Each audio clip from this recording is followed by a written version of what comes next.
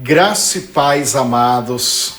Aqui quem fala é o pastor Eliseu Lustosa. Seja muito bem-vindo ao meu canal. E eu quero aqui compartilhar com você um vídeo de pregação que na verdade é uma série de ministrações, de pregações, e também vai ter a série de orações, ou seja, uma campanha de oração. Neste tema, a intercessão com dores de parto, gerando milagres. Vamos gerar milagres. Você vai entender toda essa teologia assistindo esse vídeo e as orações, tá bom? Se inscreva no canal, ativa o sininho das notificações para você acompanhar estes vídeos de pregação e as orações. E também, já marque o seu joinha, já marque o seu gostei, não deixe para o final do vídeo, que o vídeo é longo, né? Não deixe para o final, já marque o seu joinha e o seu gostei e compartilhe com as pessoas que precisam deste conhecimento, tá bom? Me siga no Instagram, @Pastor Eliseu Lustosa. Pois bem, agora eu quero compartilhar o quarto vídeo com vocês, então vocês vão ficar agora com este vídeo. As profecias que fecunda o ventre espiritual. Palavra fortíssima, tá bom? E eu tenho certeza que vai te edificar. Boa noite, igreja, graça e paz, amém? Amém. Quem está feliz com Jesus faz assim. Amém. Glória a Deus. Também estou feliz porque nós vamos para mais um dia dessa campanha, onde nós temos a finalidade de deixar Deus entrar dentro de nós, para que possamos gerar o quê? Milagres. Diga assim: eu estou gerando grandes milagres. Amém? Então, nós vamos passar para a palavra agora. Hoje é uma palavra mais simples, mais fácil de ser entendida, com tantos os espólios que eu já dei aqui, né? Durante os outros dias fica fácil de você entender. Porque nós vamos falar sobre a profecia que fecunda o ventre espiritual. Diga comigo, por favor, a profecia que fecunda o ventre espiritual. Uma coisa que você vai entender hoje é que nada, preste atenção nisso aqui, nada acontece fisicamente, naturalmente, sem antes ter acontecido no mundo espiritual. A grande verdade é que a profecia, por exemplo, nós temos a promessa, né? Houve uma grande avalanche de pregações sobre promessas. Deus tem uma promessa para você. O que é a promessa? A promessa não é nada mais, nada menos do que o fruto de uma profecia. É uma profecia que você está esperando ela se cumprir. Então a promessa também é um sinal de gestação espiritual, onde você está esperando aquilo que Deus prometeu para você se cumprir, né?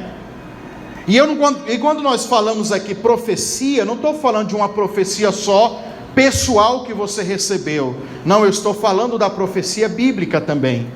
Porque tem gente que pode pensar: pastor, mas nunca ninguém profetizou nada para mim. Deus nunca usou um homem, uma mulher, um profeta para falar algo que iria acontecer na minha vida. Você não precisa disso. Se isso acontecer, é um lucro.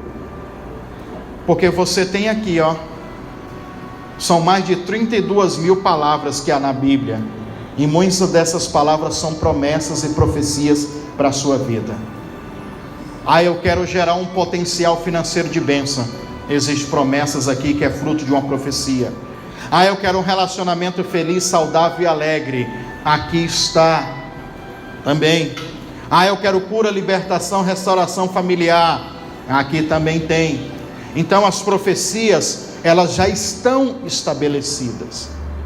Mas a dificuldade da gente entender sobre esse conceito de profecia é muito grande. Diga assim: a profecia, diga mais alto, irmão, a profecia é um fragmento de uma realidade pré-estabelecida no mundo espiritual, aonde nós nos conectamos para trazer aquilo que está no plano espiritual em uma outra dimensão para a nossa dimensão. é aquilo que eu vejo, ouço e sinto. Então, irmãos, é basicamente isso o conceito da profecia. Existe uma expressão hebraica, um termo hebraico de profecia chamado nevoar. Diga comigo, nevoar. Esse conceito de nevoar é dado da origem do termo profeta. Diga assim, navi é a palavra profeta.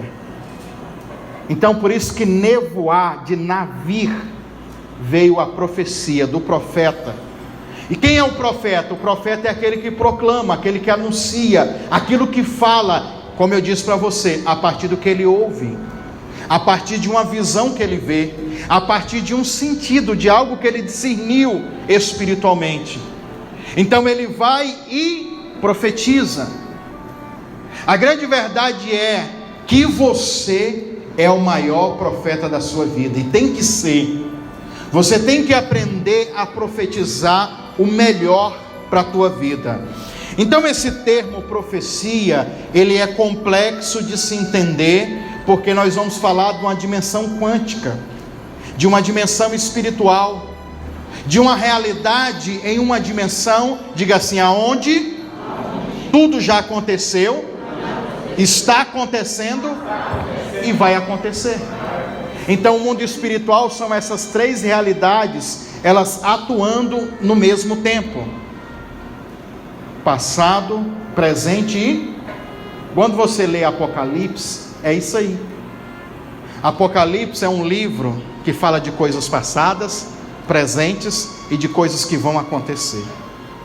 Então quando você acessa esses lugares espirituais através da profecia, você pode experimentar realidades passadas, presente e futura. E isso às vezes ao mesmo tempo. Quem quer um exemplo, diga amém. Amém. Por exemplo, você lê lá em Apocalipse que o diabo já foi derrotado. Você não está lutando contra o diabo hoje? Mas o diabo já foi derrotado na cruz. Jesus já fez tudo na cruz. Nós lemos e falamos nesses dias que Paulo ele disse sobre a fundação do mundo, aonde Deus já estabeleceu todas as coisas já está estabelecidas, já aconteceram. Quando Jesus exclamou lá na cruz e disse, está consumado, ele diz, está cumprido, está completo. Mas esse está cumprido, está completo, ele já foi cumprido, ele está se completando e já está sendo realizado. Então, ou seja, os três níveis de tempo: passado, presente e futuro. Tem gente que fala que Paulo ele pregou uma heresia, porque Paulo diz assim: eu carrego em mim o resto das aflições de Cristo. Aí tem um monte de religiosos que falam, mas Paulo está doido demais da conta, falar que ele carrega o resto das aflições, sendo que Jesus já cumpriu tudo. É porque essas pessoas não entenderam. Ele carrega o resto das aflições de Cristo, porque ele continua ainda, e o próprio Deus também continua a fazer a sua obra aqui na terra. Quando Jesus Cristo veio, nós dissemos aqui da palavra plero, preencher, completar ou dar um sentido verdadeiro. Quando ele veio para cumprir a lei. A lei, ela já foi cumprida, mas agora nesse presente, nós como igreja estamos cumprindo ela, e vai chegar um tempo, diga assim, o tempo da plenitude, ou em algumas outras expressões, a plenitude dos tempos, aonde tudo vai se resumir, aonde esse funil vai só afunilando até chegar na plenitude dos tempos, aonde vai ter o juízo do trono branco, final de todas as coisas. Mas isso já aconteceu, está acontecendo e vai é difícil, né, irmão, entender esse negócio, é complicado.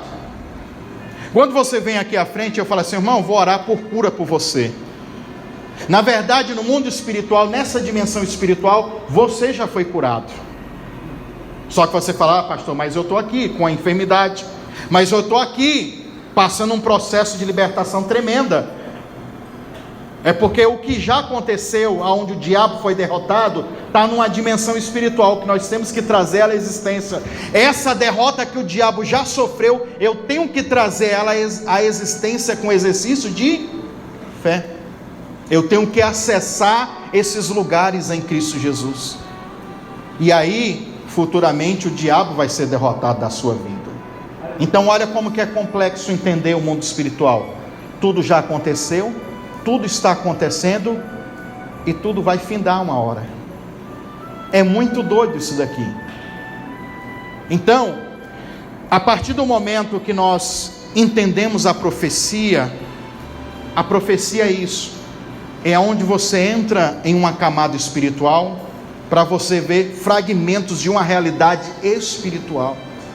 Eu disse aqui nos outros dias que tudo que Jesus falava e tudo que Jesus fazia, Ele mesmo disse: as palavras que eu vos falo não são minhas, porque as palavras que eu vos falo é do Pai. Olha, as obras que eu faço, elas não são as minhas obras, são as obras do Pai. E Ele diz: porque eu vejo o Pai fazendo. E aonde Ele vê o Pai fazendo? No céu. Nós falamos aqui, olha, eu vou encaixando aqui as coisas para você entender. Nós falamos aqui sobre a inteligência espiritual, homens e pessoas que foram dotadas de uma inteligência do cérebro, que foram ativadas e de repente começaram a desenvolver planos, estratégia, coisas sobrenaturalmente, aprenderam coisas como se um passe de mágica, como do nada.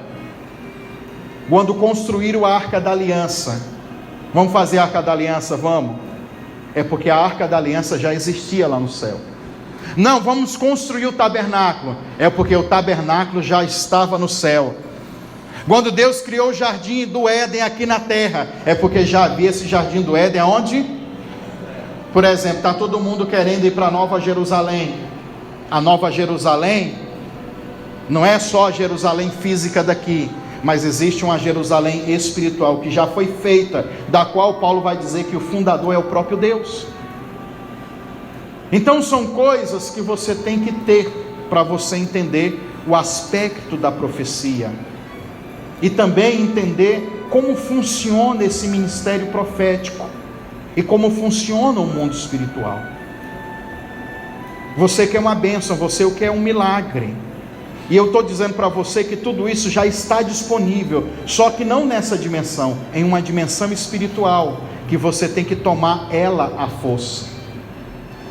Pois o próprio Jesus disse que desde os tempos de João Batista até hoje, o reino de Deus ele é tomado à força. Diga comigo: e só os violentos, aqueles que fazem força, que se apoderam dele. Como que eu entro no mundo espiritual? Carnalmente? Não. Nós acessamos o mundo espiritual através da fé em Cristo Jesus e em espírito.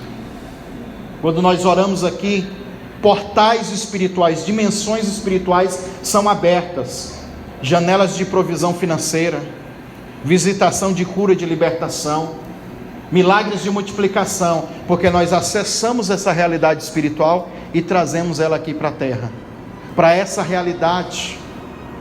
Por exemplo, o tempo que nós contamos hoje, dias, hora, minutos e segundo, anos, essa linha do tempo, ela é chamada de cronos. Diga comigo, cronos.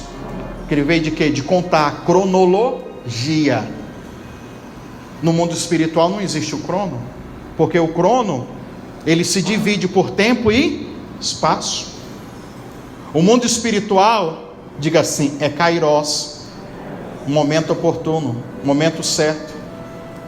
Então, quando nós entramos na dimensão espiritual, através da oração, da intercessão, das dores de parto, como nós estamos falando aqui, nós acessamos esse lugar onde tudo já aconteceu, ou tudo pode acontecer, porque Ele mesmo disse: tudo que vocês pedirem em oração, crendo, recebereis.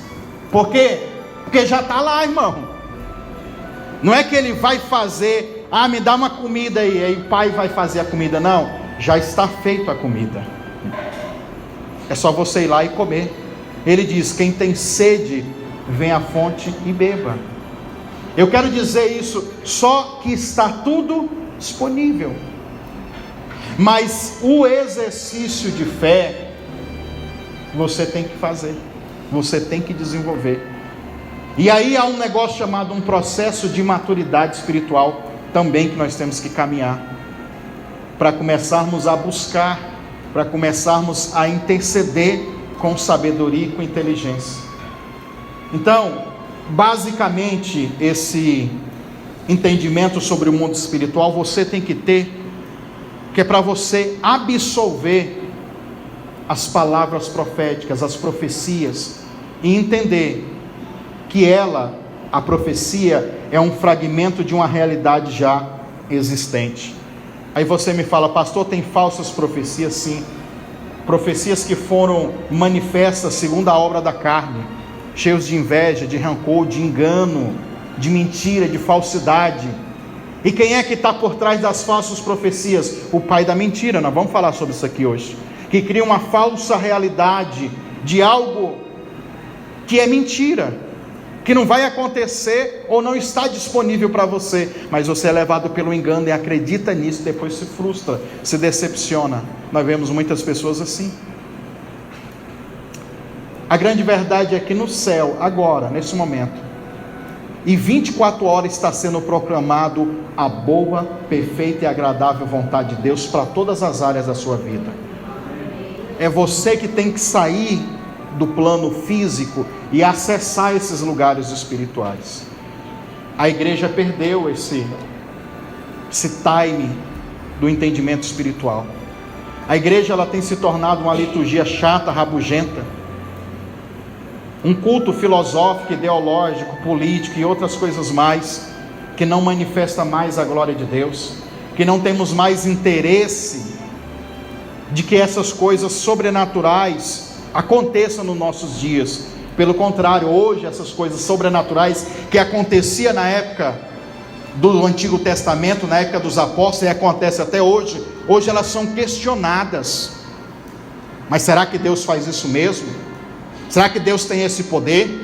Isso não é o diabo? Porque é tipo assim, se for uma coisa estrambólica e muito grande, muito forte, muito poderosa, é do diabo. Mas se for uma coisinha simples, besta, humildezinha, não, isso aí é Deus. Então há uma inversão de valores, há uma contaminação no entendimento profético. Mas que Deus limpe o seu útero profético hoje com o seu entendimento, para que você absorva todo esse nível de revelação. E quem está disposto, diga amém. Amém.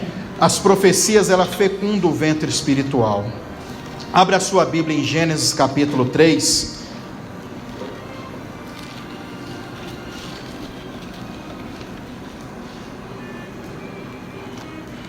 Se nós vamos falar de fecundar, nós temos que falar sobre semente.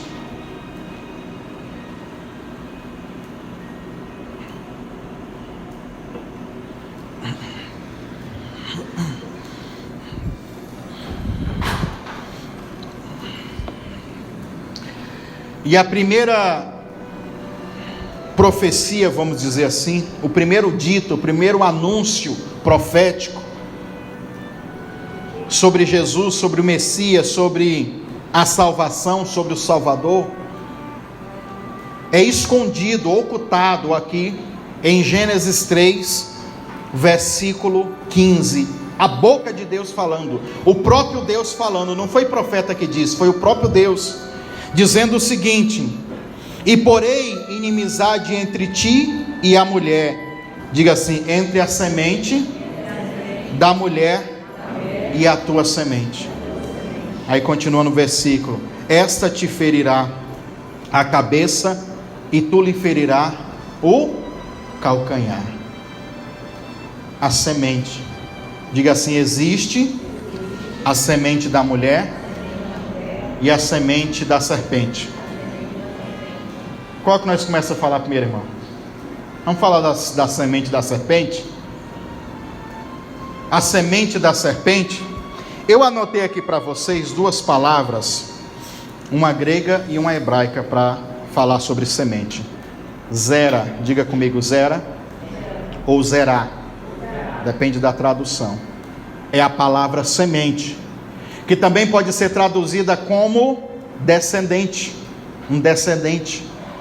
Também pode ser traduzida como sêmen, e também um grão. Sêmen de quê? O sêmen do homem, espermatozoide. Então nós temos esse entendimento sobre a semente. E no termo grego, essa palavra vem esperma, por isso que é espermatozoide. A palavra esperma é uma palavra que tem a origem grega, que também significa semente, que também significa descendente. Ou seja, a própria palavra está indicando aonde é que vai nascer. Uma semente que ela tem que fecundar. É uma semente que ela tem que germinar. E para isso, tem que ter um útero. Se nós falamos da semente grão, estamos falando da terra. A terra, de certa forma, já é um útero espiritual e físico para despertar uma árvore, uma planta. Mas se nós estamos falando de uma figura da mulher, nós estamos falando de uma semente chamada esperma ou espermatozoide, que ovula, que toca, que gera, que vem no ventre da mulher para nascer uma criança, para gerar uma criança. Então, nós pegamos esse entendimento. Vamos levar para o mundo espiritual, sim ou não? Levamos para o mundo espiritual. Como que o diabo gera os seus descendentes? Existe uma descendência de filhos da serpente. Essa é a grande verdade. É algo muito discutido em teorias da conspiração, dentro de um imaginário teológico também, e dentro de uma cadeia genética de DNA que ninguém descobre, só fala que tem, mas não tem, que são pessoas que descendem diretamente de Caim, pessoas que têm uma descendência iníqua, perversa, pecaminosa, que a genética dessa pessoa vai levar essa pessoa a cometer todo tipo de coisa ruim, né? Quando nós estudamos sobre herança espiritual, sobre DNA espiritual, coisas que são passadas de geração em geração, nós podemos absorver mais disso, mas eu não vou me deter muito nisso. Lá no YouTube eu tenho até uma mensagem que eu falo, uma hora eu vou até regravar ela, porque lá está muito ruim, o áudio e o vídeo também, que eu falo sobre a síndrome de Caim. E em Gênesis capítulo 4, nos fala de dois irmãos, Abel e Caim, ou Caim e Abel. São dois modelos sacerdotais. São dois tipos de crente, dois tipos de pessoas também. Um que se submete ao entendimento e ao conceito de um sacerdote como Caim, que é corrupto, que é mau, que fica com raiva, que é ciumento, que é invejoso, que cobiça e que depois mata. E nós temos também o modelo de Abel, que é um modelo que agrada a Deus, que adora a Deus e que Deus se agrada dele. A Bíblia diz que Abel era justo, então é uma pessoa correta. Nós temos esses dois tipos de pessoas. Um que descende dessa linhagem espiritual de Abel e outro de uma linhagem espiritual de Caim. Preste bem atenção que o nascimento, eu falei sobre o nascimento aqui, quando nós falamos das entranhas de misericórdia, lembra, irmãos? Nicodemos não conseguia entender como que era essa dinâmica de nascer de novo, e nós entendemos que nascer de novo é nascer de dentro de Deus, é entrar dentro de Deus para ser gerado dentro de Deus. Aí você fica pensando, e como que o diabo gera? Da mesma forma que Deus gera, que há um novo nascimento, há também uma forma do diabo gerar dentro das pessoas essa descendência. Na verdade, as pessoas são adotadas, se tornam filhos do diabo. Por quê? Diga assim, por causa das práticas e do comportamento iníquo, pecaminoso, irmãos. As práticas pecaminosas, as atitudes pecaminosas que eu e você tem, elas só despertam essa filiação, essa paternidade demoníaca e satânica. Só para você ver, aqui em João, olha, é um versículo bem conhecido. João capítulo 8, abre aí para você ver. João capítulo 8.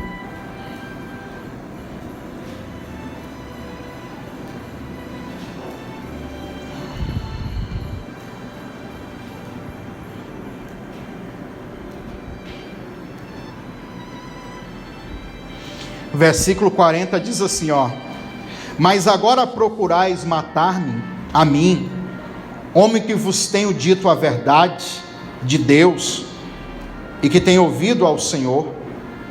Abraão não fez isso. Vos fazei as obras do vosso pai. Disseram-lhe, pois nós não somos nascidos da fornicação, temos um pai, que é Deus. Disse-lhe, pois, Jesus: se Deus fosse o vosso pai, ou seja, se vocês viessem das entranhas de Deus, certamente me amaria, pois que eu sei, eu saí e vim de Deus. Não vim de mim mesmo, mas Ele me enviou. Porque não entendeis a minha linguagem, porque não podereis ouvir a minha palavra. Vós tendes, olha aqui que Jesus diz: vós tendes por pai o diabo, e quereis satisfazer o desejo do vosso pai. Ele foi homicida desde o princípio, e não se firmou na verdade, porque não há verdade nele. Quando ele profere mentiras, fala dele próprio, olha só, porque é mentiroso e pai da mentira. Aqueles homens estavam totalmente enganados. Jesus vinha falar de uma verdade espiritual que eles rejeitavam e dava isso como mentira. Eles não conseguiam perceber, nem conseguiam entender como que Jesus poderia vir do próprio Pai, das entranhas de Deus, nascido dentro de Deus. E não só isso, mas a verdade de Jesus incomodava. A nossa verdade, a verdade do cristão, que é amar, que é ajudar, ela sempre vai incomodar quem está se corrompendo, quem está fazendo a coisa errada. Aquele que fala mentira, ele vai incomodar sempre o que fala a verdade, e vice-versa, vai ficar uma briga. Mas em cima de tudo isso, sempre a verdade vai prevalecer. Eles queriam matar Jesus, porque Jesus falava verdades para eles. E Jesus disse: esse sentimento de ódio, de matar, de revolta que há dentro de vocês, só parte do pai de vocês, que é o diabo. Ele foi homicida desde o princípio, desde o começo de todas as coisas. Então você começa a entender. Tem um outro versículo aqui também, mas eu vou ler em uma outra tradução, se você quiser caminhar comigo. É Mateus 23, 33. Estão falando da descendência da serpente, viu? Eu vou ler aqui numa tradução de uma Bíblia chamada Novo Mundo, tá? Mas você acompanha na tradução da sua Bíblia aí. Mateus capítulo 23, versículo 33. O contexto é que Jesus estava pregando para aqueles que matavam os profetas e perseguiam os profetas. Sabe como é que é? É uma geração que tinha matado os profetas e vem uma descendência. Aí eles ficam endeusando aqueles profetas que eles mataram, como se eles não tivessem matado. Fica idolatrando, como Jesus disse: mexendo nos sepulcros, nos templos, no cemitério, nas coisas, endeusando esses profetas que eles mesmos mataram. Só que quando surge um novo modelo profético, que é o próprio Jesus, eles querem matar. Porque os profetas de verdade, eles não queriam, eles queriam os profetas que eles mesmos geravam, não os profetas que Deus gerava. Aí Jesus vai falar assim, bem delicadamente para eles, serpentes, descendentes de víboras, como fugirão do julgamento do inferno? Jesus estava revoltado, hein? É por essa razão que eu lhe estou enviando, diga assim, enviando. É futuro, Jesus vai enviar. É por isso que Jesus, ele diz, eu estou enviando profetas, sábios e instrutores públicos. A alguns deles vocês matarão, e outros vocês pregarão em estacas, e outros açoitarão na sinagoga, e perseguirão de cidade em cidade, para que venha sobre vocês todo o sangue justo derramado na terra, desde o sangue justo de Abel. Você conseguiu correlacionar? Esses aqui, eles vêm da descendência da serpente, que a mesma descendência é o mesmo modelo espiritual, a mesma réplica, a mesma fotografia maligna de um homem que matou o próprio irmão. Eles matavam os próprios irmãos, os profetas, para não falar a verdade e anunciar a vontade de Deus. São pessoas que têm no seu DNA, no seu caráter, na sua atitude, essa prática. E Jesus está dizendo, vocês são descendentes das víboras, ou seja, descendentes da serpente de Gênesis 3:15. A sua semente, mulher, vai conflitar com a semente da serpente. Vocês vão ficar brigando. Então existe essa briga sempre entre o bem e o mal, entre os que são de Deus e os que são do diabo. Sempre vai ter, até que chegue a plenitude de todos os tempos. Aí continuando aqui, desde o sangue do justo Abel, até o sangue de Zacarias, filho de Baraquias, a quem vocês assassinaram, entre o santuário e o altar. Eu vos garanto a vocês, todas essas coisas sobrevirão sobre essa Jerusalém, sobre essa geração. Versículo 37, Jerusalém, Jerusalém, que mata os profetas e apedreja os que são enviados. Quantas vezes eu quis ajuntar os seus filhos, assim como uma galinha ajunta os seus pintinhos debaixo das suas asas, mas vocês não quiseram. Agora a casa ficará abandonada. Então esses são os descendentes, esses são os que gera o próprio diabo. Eu vou ler um outro versículo também que é importante. 1 João, abre aí, é mais para frente. 1 João, por favor. 1 João capítulo 3.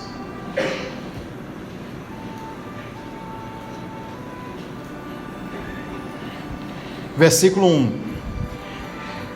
Vede quão grande o amor que tem concedido o Pai, que fossemos chamados de filho. Por isso o mundo não os conhece, porque o mundo não conhece a Ele. Amados, agora somos filhos de Deus, e ainda não é manifestado o que havemos de ser, mas sabemos que quando Ele se manifestar, Jesus, se reuniremos semelhante a Ele, seremos semelhante a Ele, porque assim como é, o veremos. E qualquer que nele tem esta esperança, vai se purificar a si mesmo, como também Ele é puro. Qualquer que pratica o pecado também transgride a lei, porque o pecado é a transgressão da lei. E bem sabeis que ele se manifestou para tirar os vossos pecados, e nele não há pecado. Qualquer que permanece nele não pratica o pecado. Qualquer que permanece em pecado não viu e nem o conheceu.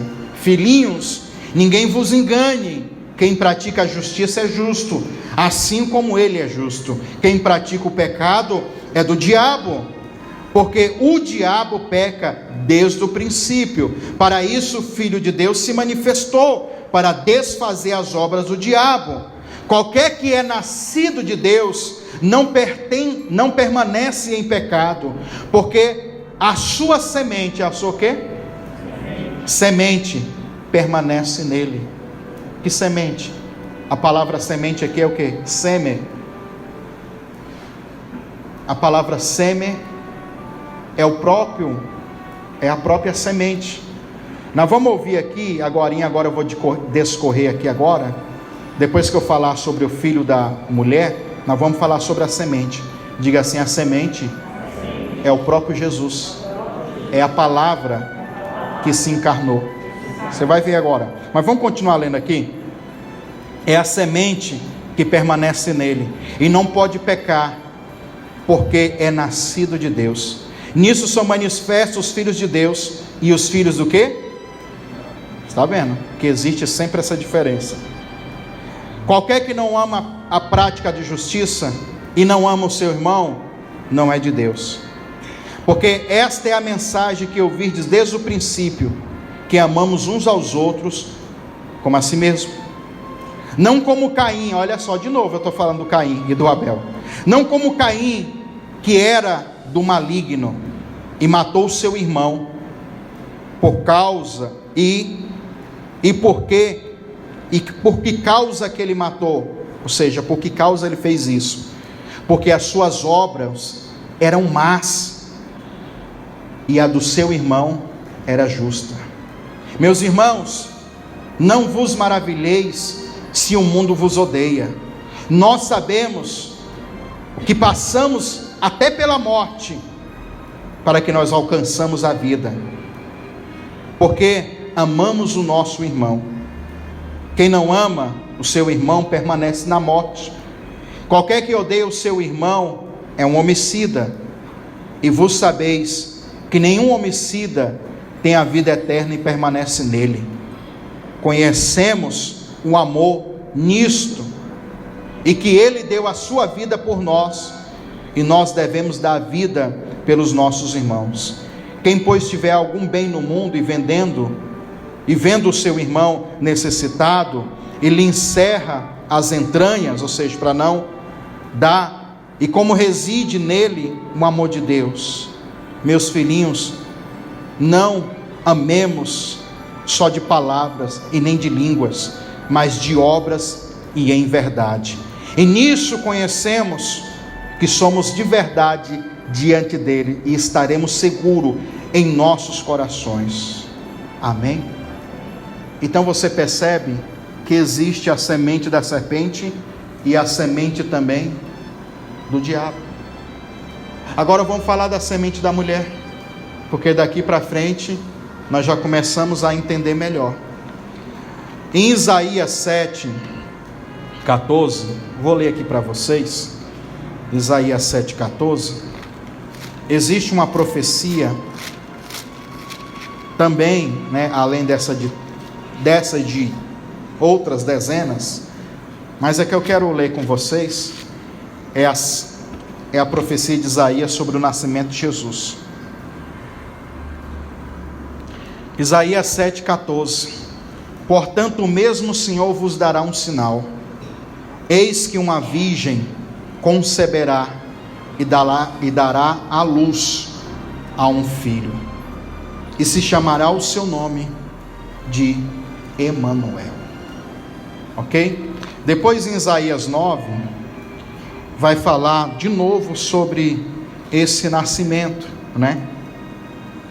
9:6, porque um menino nos nasceu e um filho se nos deu, e o principado, que é o governo, estará sobre os seus ombros, e será chamado pelo nome de Maravilhoso, Conselheiro, Deus Forte, Pai da Eternidade e Príncipe da Paz.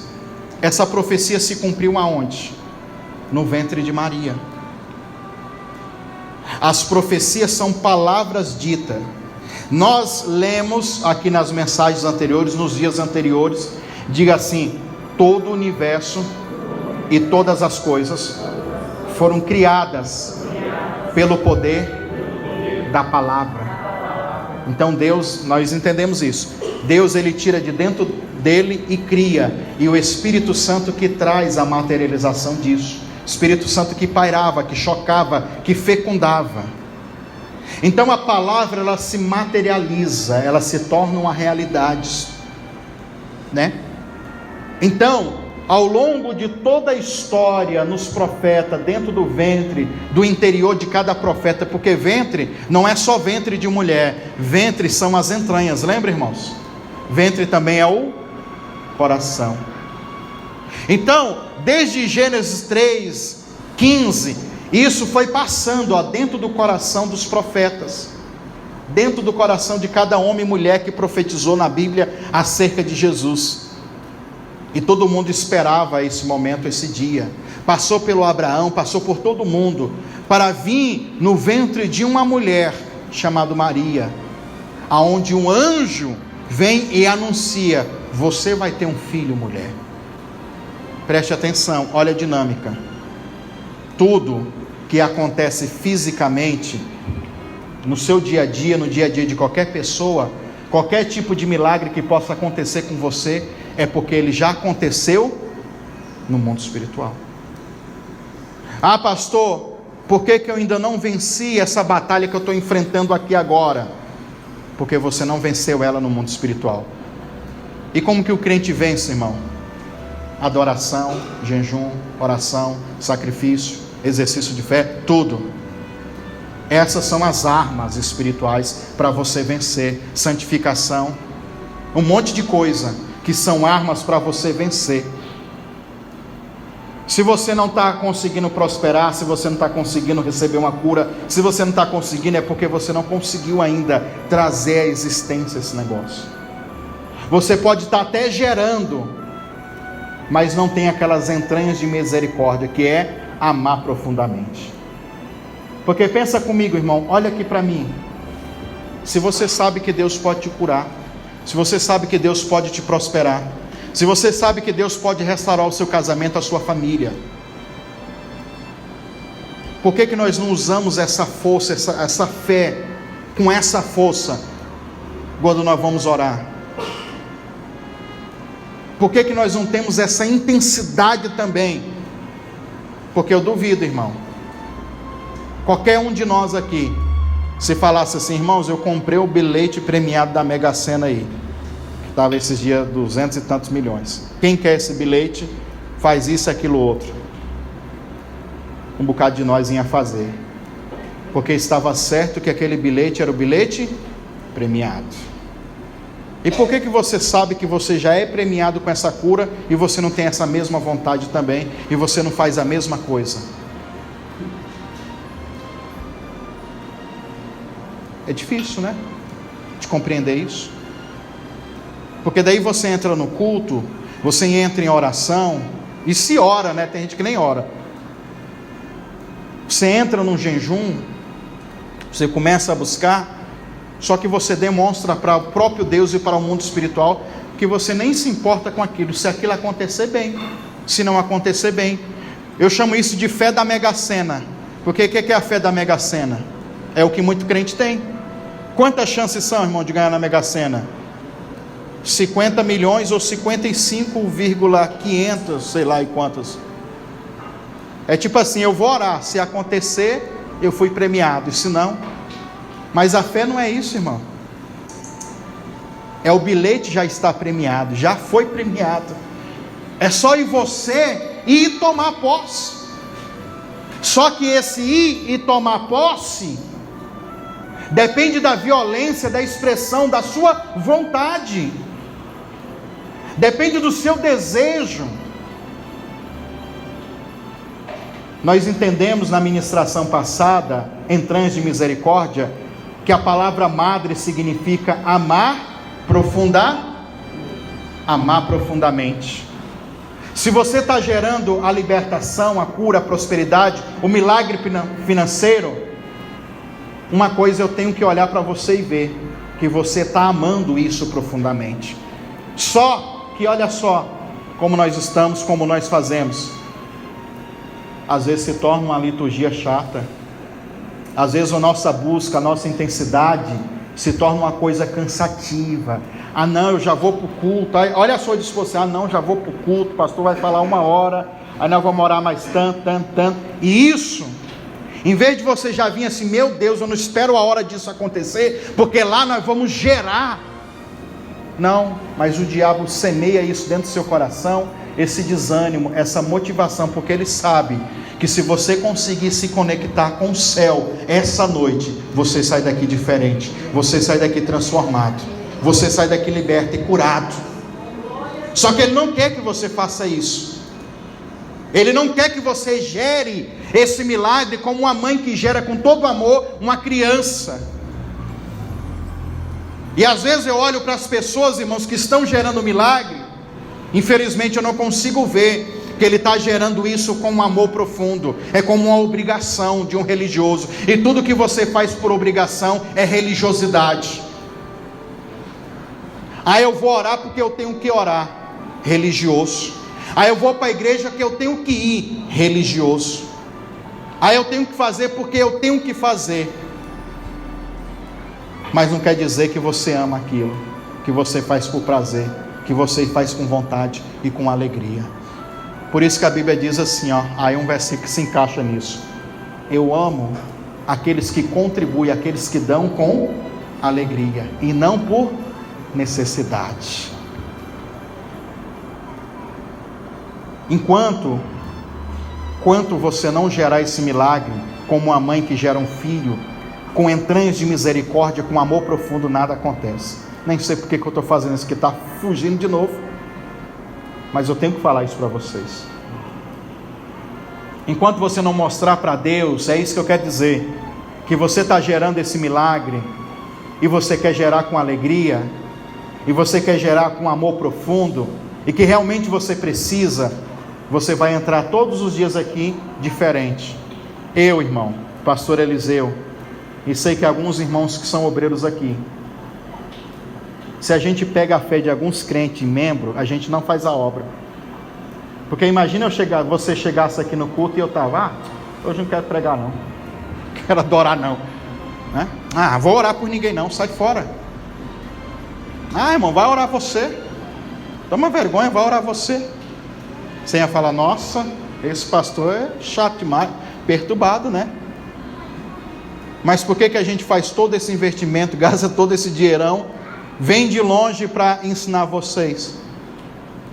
E eu não faço isso por obrigação, nós fazemos porque nós temos um amor profundo, porque eu sei, eu já tenho experiências possíveis, experiências verdadeiras, de um Deus que faz milagres, irmão, de um Deus que muda a circunstância, de um Deus que faz o impossível acontecer.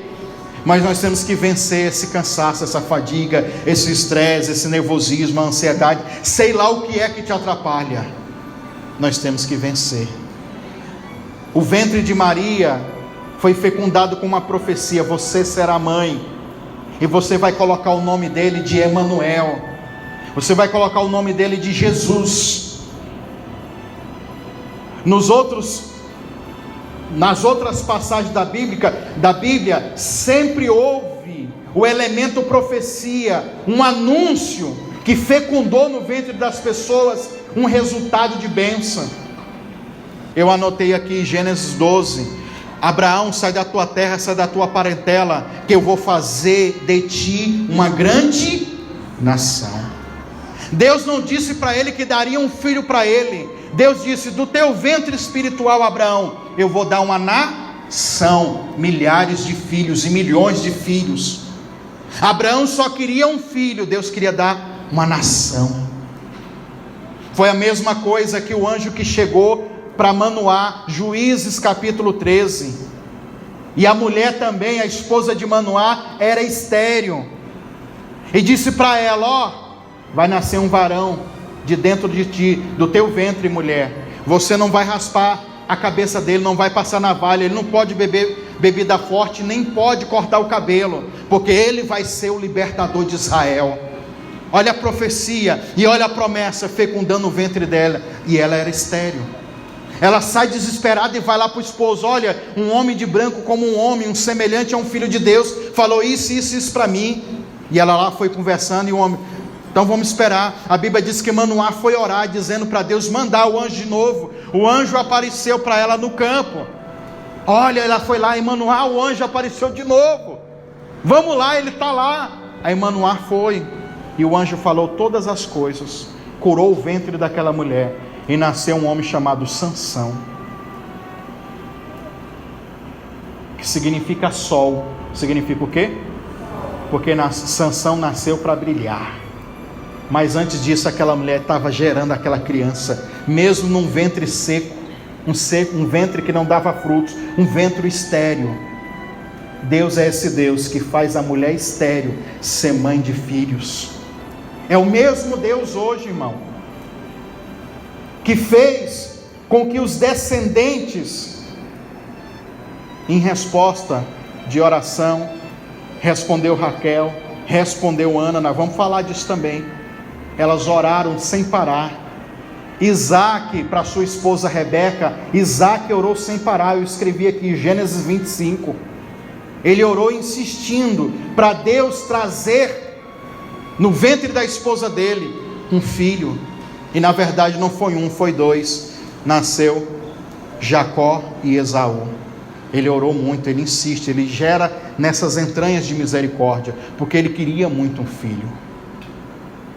Ele ora sem parar. Aí eu olho para algumas pessoas: você está gerando milagre? Tô. Então vamos orar. Você é quem é que está querendo um milagre? As palavras têm que ser liberadas, irmão. Você tem que aprender a falar para as coisas acontecer. Raquel orou também sem parar. Gênesis 29 e 30. Então tudo isso daqui são revelações de alguém que gerou milagres. A Bíblia diz que todas essas profecias que fecundou o ventre de Maria, eu até anotei aqui uns versículos para você ler, né? E eu vou, na verdade, te dar alguns entendimentos aqui. Vamos lá para... a gente pode ler Mateus capítulo 1. Vamos começar assim, ó, Lucas 8, que daí nós vamos para Mateus, a gente já finaliza. Lucas 8, que também é a mesma coisa de Mateus capítulo 13, tá?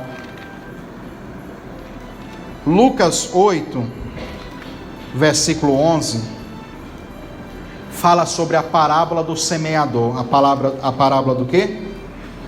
De uma semente. No final da parábola é o versículo 11 já, tá? No final da parábola, Lucas capítulo 8, versículo 11, ele diz assim, Jesus, ó: esta é, pois, a parábola. A semente, esperma, no hebraico, zera ou zerá, descendente. A semente é a palavra de... Todo mundo conhece a parábola do semeador? O semeador saiu a semear, procurou 4 terras. No final, a 4ª terra ele acha uma terra boa, que ele planta as sementes, e as sementes dão certo. No final, a parábola é ele falando acerca de Deus, que Deus procurou pessoas, semente, campos, terra, que é eu e você, e encontrou uma terra boa. No final das 4, ele semeia aquela semente, e ali aquela semente dá muitos frutos, a 30, a 60 e a 100. A palavra de Deus é essa pregação, é esse entendimento, é essa esperança. A palavra de Deus é a profecia que é a encarnação de Jesus, é Jesus a palavra. Mas Jesus, ele diz aqui na parábola que essas 3 primeiras terras, eles não entenderam. Uma não deixou entrar porque o coração era duro, a outra caiu em pedras, logo o sol queimou, as tribulações. A outra, os espinhos que são os pecados sufocou, mas essa outra era uma terra boa. Então olha o potencial ou percentual aonde a palavra, a ministração dá certo. 25%. De 4, 1 deu certo. Até quando nós vamos ficar com esse dado, com essa estatística, que eu vou ficar aqui pregando, se tem 4 pessoas, só uma que pode receber? Se nós temos 40, 10 vai receber. Se nós temos 100, 25 pessoas vão receber e 75 vão ficar aéreas, não vão entender. Às vezes entende um pouco, depois a palavra vem, os pecados sufocam, as tribulações queima. Você também é essas 4 terras ao mesmo tempo, sabia? Que tem hora que a palavra vem no seu coração e o seu coração está duro e não recebe. E aí como que essa semente, que é esperma, que é a descendência, que é a palavra, que é Jesus, como que Jesus entra no seu coração para fazer o milagre, se o coração está duro? A segunda terra, que foi lançada nas pedras, logo veio, ela nasceu, só que logo veio o sol e queimou. Aí o sol, Jesus vai explicar que são as tribulações. Tem pessoas que passam uma tribulaçãozinha, Deus me esqueceu, vou esquecer de Deus também, não vou buscar mais Ele. E a terceira terra foi que germinou, entrou e começou até a crescer, mas os pecados sufocou e não deixou criar, não deixou crescer. Às vezes nós somos assim, sim ou não? Fala de 4 pessoas, mas também fala de 4 níveis de coisas que estão aqui dentro de nós, ou de 4 fases, ou de 4 momentos que nós passamos. Mas tem momento, e eu creio nisso, que a palavra uma hora vai germinar. E eu, que sou um pregador, e sou esse que fica semeando também, eu sou esperto, porque Tiago disse que o semeador, ele tem que ter paciência. O apóstolo Tiago disse, tem que ter paciência e esperar. Eu começo a jogar semente, e uma hora a semente vai germinar, e uma hora o milagre vai acontecer. Qual é o processo mais demorado? É o do poder de Deus? Não. O processo mais demorado é com você, porque até a palavra entrar em você, para ela gerar frutos, pastor, nós não podíamos fazer uma reunião só para o senhor soprar no nosso cabelo o poder de Deus? O povo quer isso, não quer aprender, porque o que é a profecia é a palavra. E como que eu vou fecundar o seu ventre espiritual? Como que o Espírito Santo vai fazer isso na sua vida, se você não tem a palavra? Você tem um tanto de superstições, você tem um tanto de teologia, de religiosidade, tanto de coisa que tem que ser tirada primeiro, para a gente plantar o que é certo.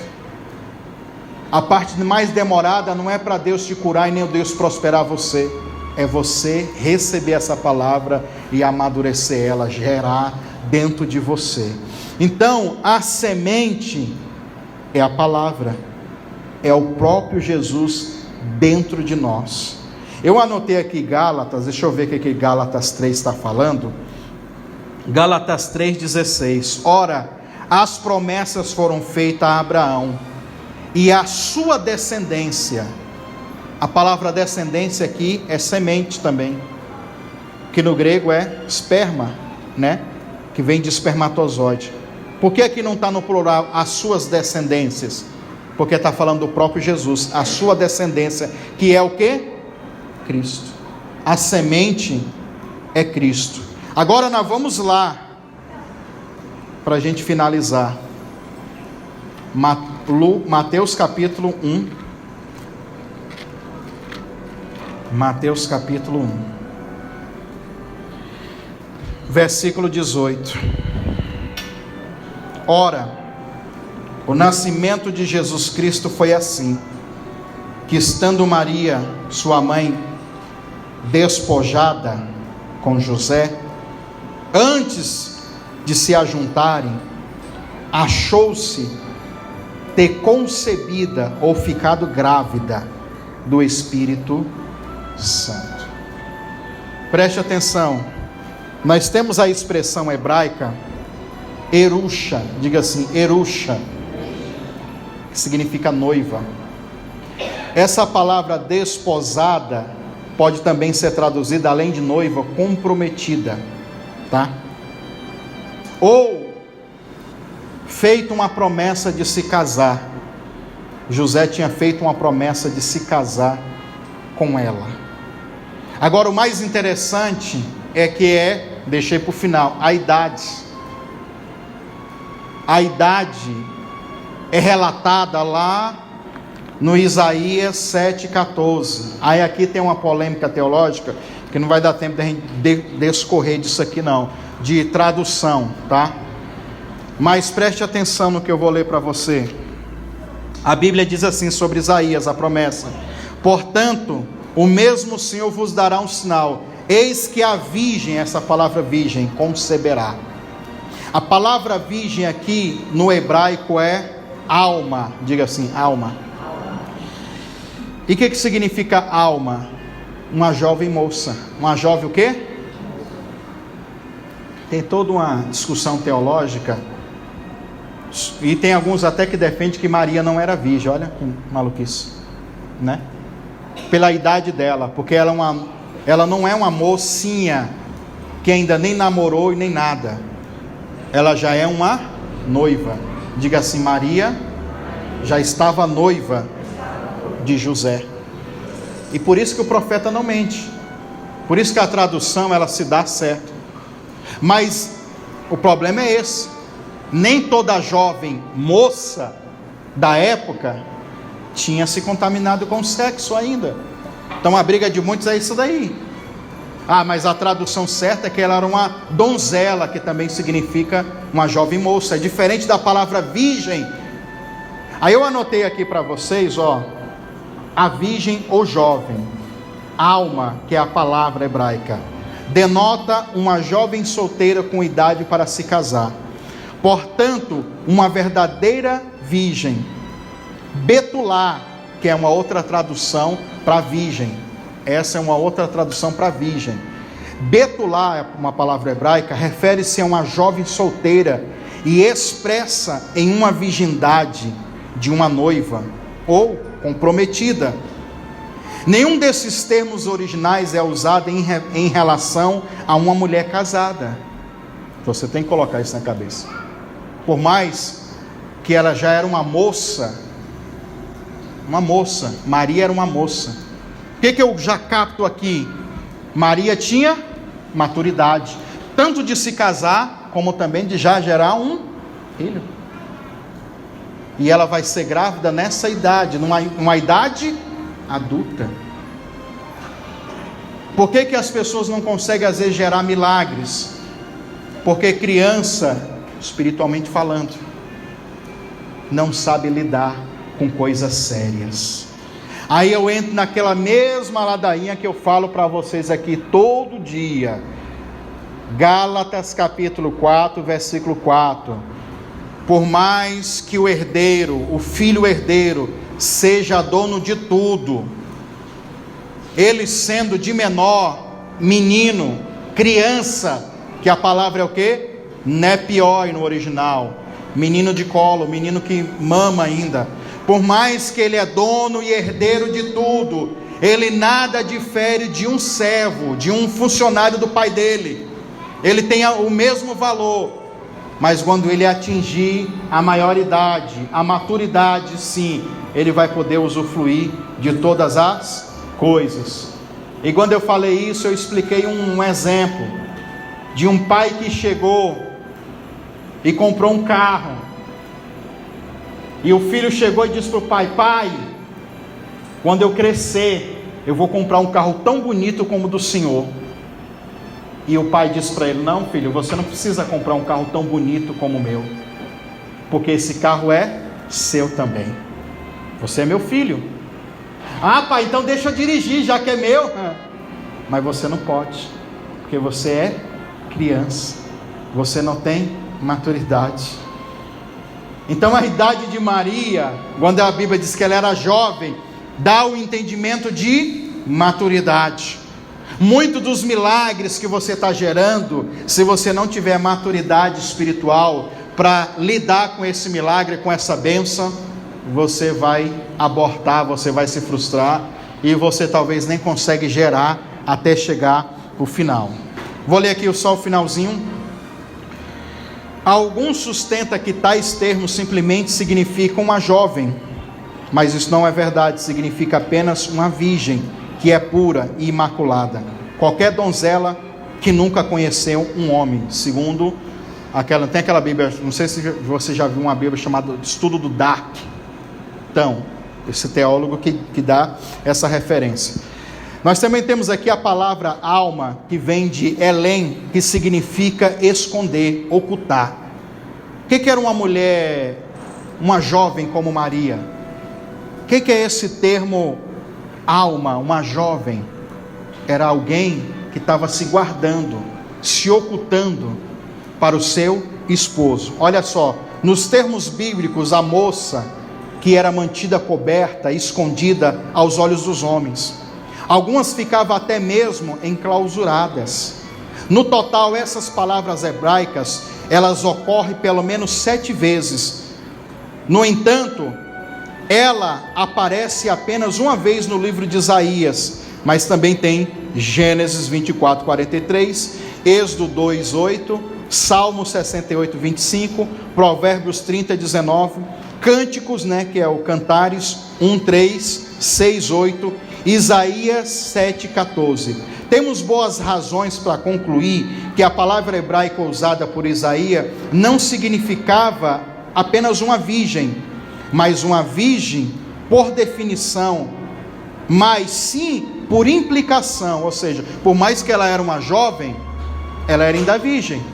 Por mais que ela já tinha uma fase avançada, não quer dizer que essa fase avançada dela saía ou dava a entender para as pessoas que ela não era ainda virgem. Sim, era virgem. Naquela época, até um tempo atrás também, as pessoas se casavam muito jovem. Para você ter uma ideia, quando uma criança judaica alcança os 13 anos de idade, para eles já é um adulto espiritualmente. Depois que ele decorou a Torá toda, faz o mitzvah, pronto, decorou, pronto, a lei já está no coração, ele já é responsável espiritualmente da vida dele, com 13 anos, imagina, onde eu parei, significava virgem por definição, mas sim por implicação, ou seja, a palavra significa moça, jovem, mas como normalmente uma jovem ou moça é virgem, se atribui o sentido à palavra pelos cristãos, ou seja, a idade dela era sim, de uma mulher que já estava numa fase adulta, ainda continuava virgem. Qual é a lição que nós tomamos? A maturidade. O ventre espiritual, ele é fecundado com profecias. E sabe que eu dei essa volta toda, sabe para falar o quê? Que todos, Abraão, Sara, Ana, Maria, todos esses que nós falamos aqui e outros mais, eles geraram no seu ventre espiritual, por profecias, milagres. Até aquele povo rebelde do deserto, eles tinham uma profecia que eles iam entrar. Todos, eles passaram por um caminho, tempo de maturidade. Abraão foi 25 anos para ele receber o filho dele. Historiador Flávio Josefo diz que Ana ficou orando 25 anos para ter filho. A Bíblia não conta, mas diz que de ano em ano ela subia lá mais seu esposo. Maria, olha a idade que ela tem para a profecia se manifestar na vida dela. Os outros, a mesma coisa. Ou seja, no final de tudo dessa palavra, é a maturidade espiritual. E a maturidade depende de Deus ou depende de você? Você. Se você hoje caminhar por um caminho de obediência, essa semente, que é o sêmen, a palavra, ela vai fecundar o teu ventre espiritual. Não é? Tem muitas pessoas que falam, eu estou esperando Deus, Ele falou umas profecias quando eu era adolescente. Eu também recebi profecia quando eu era adolescente. Eu estou esperando Deus fazer aquilo que Ele prometeu. Mas enquanto está fazendo, você não está fazendo nada. Pelo contrário, você está pecando. Essa profecia vai se cumprir? Não vai. E se cumprir, vai demorar. Porque há uma maturidade. Uma vez eu tinha 15, 16 anos, quando nós fomos uma profeta, minha mãe levou a gente lá, uma mulher que orava. Ela falou: você vai rodar os 4 mundos pregando o Evangelho. Naquela época eu era adolescente. Falei: moço, que maluquice é essa? Não quero nem saber disso. Quero jogar futebol. Quero ser dançador de break, ganhar os mundos aí. Negócio de pregar o Evangelho, deixa isso pro meu pai que é crente. Menino, nem entendi a profecia e nem queria. Só que eu amadureci, tanto como um homem natural, como alguém espiritual. E nós estamos vivendo o cumprimento disso. E você vai ficar quanto tempo esperando? Mas eu vou te perguntar algo. Eu esperei sentado? Se Deus tinha um potencial que eu seria pastor, que eu seria pregador, eu esperei o Espírito Santo trazer a Bíblia. Vamos ler aqui com você. Ou eu fui buscar? Fui buscar e ainda estou buscando. Essa profecia, ela ainda está em cumprimento na minha vida e vai continuar, porque é algo atemporal. As profecias, elas são atemporal, elas estão acontecendo e fica acontecendo ciclicamente, sem parar. Então, quanto mais eu me disponho, quanto mais eu obedeço, mais ela vai fluindo na minha vida. Mas o nosso problema é esse, que às vezes nós não queremos e não nos encaixamos e não se cumpre. Aí, muitas pessoas vão colocar a culpa. Não, a culpa é do pastor, que não tem uma oração tão forte, como muitos dizem. Não, a culpa é do pastor, porque eu fui lá e o milagre não aconteceu. E muitas coisas têm a ver com você, meu irmão. Você que tem que amadurecer. Eu estou aqui só para, além de orar por você, falar isso para você. Fecundar no teu espírito que você precisa amadurecer. Quem quer amadurecer, diga amém. Amém. Então ore, estude, busque, obedeça, se submeta, seja humilde, ame. O amor é a força de todas as coisas. Se você não está disposto a amadurecer, se você não tem compromisso com a sua vida, com as coisas, se você não gera os seus pedidos de oração com amor e com desejo de quem quer receber, você não vai receber. Não vai receber. Essa profecia, por mais que eu profetize sobre você, ela não vai se cumprir. Depois nós vamos falar sobre o encontro dos grávidos, viu? Quando Maria e Isabel se encontraram. Imagina 2 pessoas que estão gerando uma coisa só. Imagina você estar aqui dizendo assim: eu queria tanto uma porta de emprego. Você está grávido, gerando essa porta de... Um exemplo simples. Você está grávido, gerando uma porta de emprego. De repente, alguém lá do outro lado está orando: Deus, envia um funcionário para mim. Aí de repente, do nada você se encontra. Deus, Ele proporciona encontros de grávidos. Imagina você estar aqui: nossa, pastor, eu queria tanto esse conhecimento. E você fala: nossa, eu encontrei o pastor Eliseu para mim passar esse conhecimento. É o encontro de grávidos. Nossa, eu queria tanto ser liberto. Aí Deus vai e me coloca no seu caminho, e eu querendo libertar pessoas.